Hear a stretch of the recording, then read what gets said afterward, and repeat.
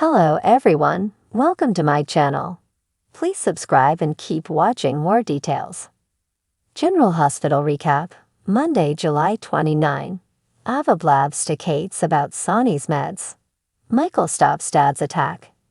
General Hospital, yeesh, spoilers recap for Monday, July 29, reveals that John Cates, Adam J. Harrington, pushed Jason Morgan, Steve Burton, to get on the stand, testify against Sonny Corinthos, Morris Bennard, and free Carly Spencer, Laura Wright. Jason couldn't trust Cates and said one deal was enough, but John urged him to mull things over. Once John made it back to Ava Jerome's, Mora West, suite at the Metro Court, she gladly let him use it to change for Carly's arraignment. After talk turned to Sonny and how volatile he was, Ava sought John's assurance that she could trust him and ultimately spilled a secret. Ava claimed Sonny exploded a few times, so she got suspicious enough to test his meds and learned one of them was only at a quarter strength. Ava suggested the other medication was likely off too, but she said she never told Sonny out of fear that he'd blame her. After Ava gave John a warning for his safety, he appreciated it, though he hinted that it'd help her custody case if Sonny came after him. At the police station, Michael Corinthos, Chad Duell, visited Carly in the interrogation room and got updates on her sending Dante Falconeri, Dominic Zamprogna, to calm Sonny down. Carly also wanted Michael and Jocelyn Jacks, Eden McCoy, to make peace with Sonny for Donna Corinthos, Scarlet Sphere's sake.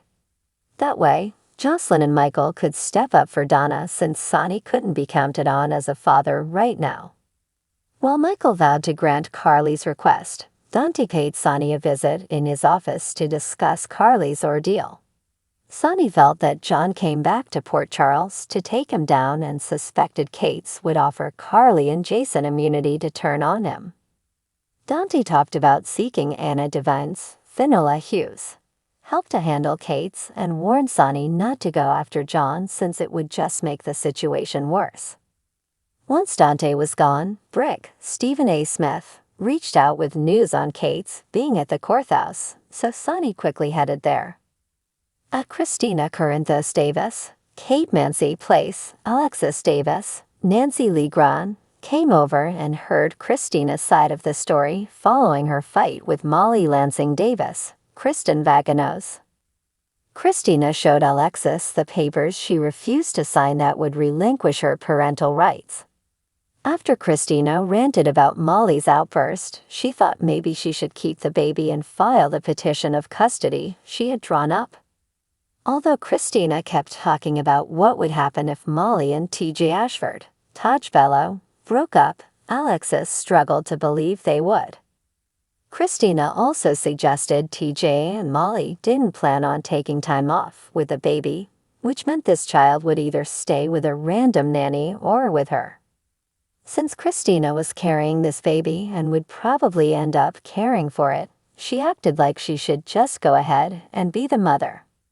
Alexis argued that Molly and TJ could have plans that Christina wasn't privy to, especially since Molly was such a planner. However, Christina felt now was the time to make a move and indicated that she was responsible for this child's future. After Christina said she'd get someone else to help her legally, Alexis warned her to really think about what she was doing. Alexis was concerned about Christina losing her sister over this, but Christina was determined to make sure this baby had a stable home. At Kiev, Molly told TJ about Christina refusing to sign the papers and acknowledged that if they went to court, the battle would be between TJ and Christina. Molly also suggested that a judge would likely side with Christina as the bio mom in that case. Another best strategy in Molly's opinion was to wait until after the birth and hope Christina remembered her promise after the pregnancy fog lifted. Molly also brought up Christina acting like she'd be a better parent and her prediction about them breaking up. Although Molly and TJ acknowledged there had been times in the last year when that seemed possible, they agreed they didn't want to lose each other. After Molly got a phone call about an FBI agent's latest demands, she had to take off. Dante showed up soon after and got TJ to check into Jack Brennan's, Charles Mashore, records, but there was no sign of a Jack or John Brennan in the system. Back at the PCPD, Jason arrived in the interrogation wearing a suit and was upset over Carly not listening to him about Kate's. Carly acknowledged that she lost her cool, but Jason really needed her to do whatever Diane Miller, Carolyn Hennessy, said no. Jason talked about John's vendetta against Sonny and assured Carly that he'd look out for Michael, Jocelyn, and Donna if things went south in court. In the bustling corridors of General Hospital, the tension was palpable as the drama unfolded on a steamy Monday, July 29. The day began with an unexpected revelation that would send shockwaves through the lives of Port Charles' most prominent residents. Ava Jerome, known for her sharp wit and even sharper tongue, found herself in a precarious position. The usually composed and cunning Ava was visibly agitated as she paced back and forth in her penthouse. The reason for her distress was a secret she had stumbled upon, one that could alter the course of Sonny Corinthos' life. Sonny, the notorious mob boss with a heart of gold, had been grappling with his bipolar disorder for years. His medication regimen was a closely guarded secret, known only to a few trusted individuals. But somehow, Ava had discovered the specifics of Sonny's meds, and the weight of this knowledge was pressing down on her. Meanwhile, Agent Cates, a relentless and astute operative with the PCPD, had been quietly observing the comings and goings of Port Charles' elite. His mission was clear: to gather any information that could help dismantle Sonny's criminal empire. He had always suspected that there was more to Sonny's stability than met the eye, and today, his suspicions would be confirmed.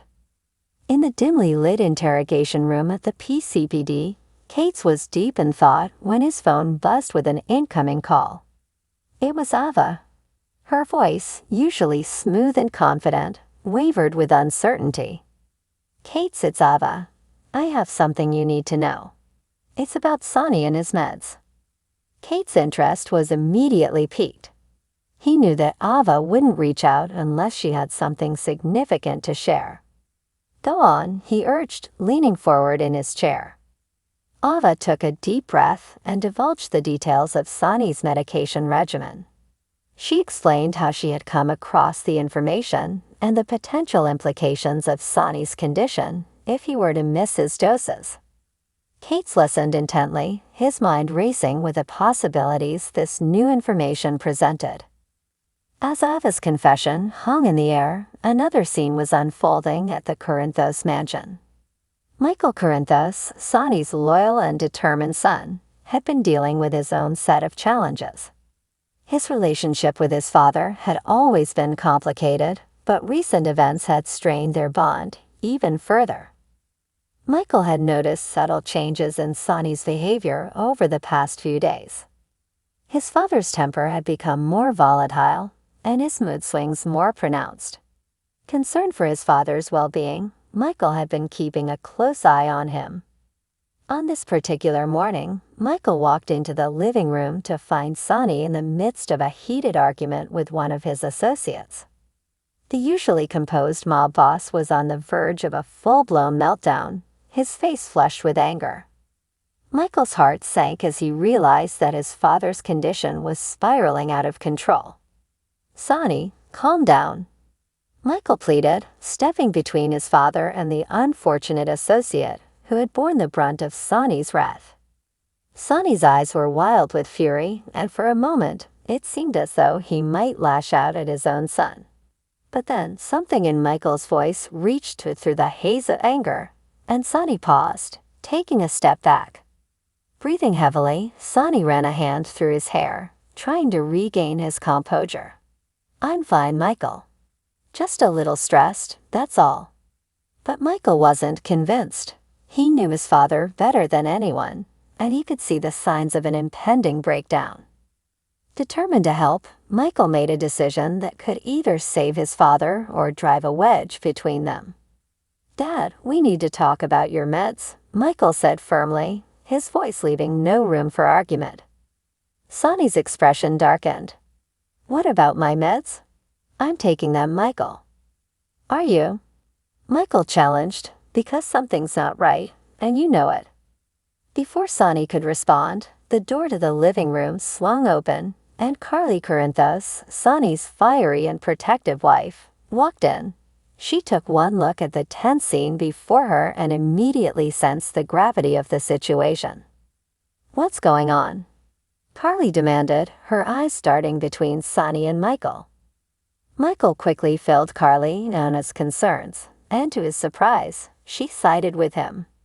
"Sonny, we need to make sure you're okay. Please let us help you."